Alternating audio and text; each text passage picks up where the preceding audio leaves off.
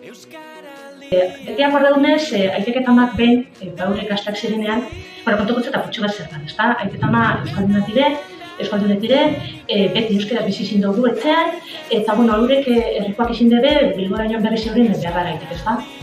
Eta baten horre guazan, abandon eguan zan, denda baten, eta nire ama da holan da, azal zuritxoa da, begiazulek, errubietxoa da, apurre da, kanpotarra baten dago, ez? Eta dendakoak zirekiren inglesez berbaz.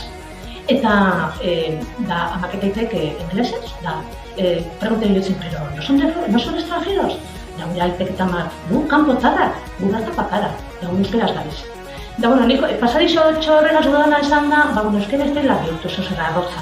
Gurea da, eta guk barneko, barruko guze bat da, eta guk ez dugu erabilten eta ez dugu egiten, ze tokizimotuko da, ezta?